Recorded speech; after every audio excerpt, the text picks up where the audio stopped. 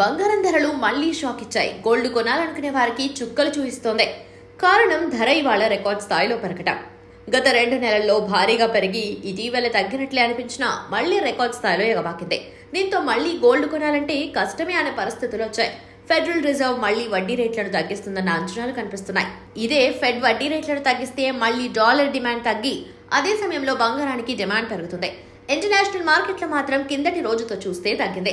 దేశీయంగా అంతర్జాతీయంగా మార్కెట్లో బంగారం వెండి ధరలు ఎలా ఉన్నాయో ఇప్పుడు చూద్దాం.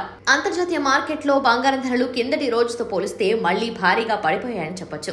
ఇంతకు ముందు రోజు స్పాట్ గోల్డ్ రేట్ ఔన్స్ కి $2,360 పైన ట్రేడ్ అవ్వగా ఇప్పుడు ఒక్కసారిగా $2,328 స్థాయికి దిగొచ్చింది. ఇక స్పాట్ సిల్వర్ రేట్ కూడా పతనమై ప్రస్తుతం $29.69 వద్ద ఉంది. ఇక డాలర్ తో పోలిస్తే రూపాయి మారకం విలువ 83.618 వద్దనే ఉంది.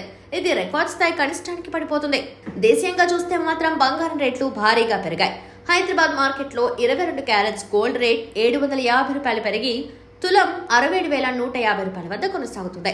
అంతకు ముందు రోజు $200 ఎగబాకింది. ఇక 24 క్యారెట్ల స్వచ్ఛమైన బంగారం విషయానికి వస్తే హైదరాబాద్ లో $810 ఎగబాకి 10 గ్రాములకి $73,250కి చేరింది. కిందటి రోజు ఇది $220 పెరిగింది.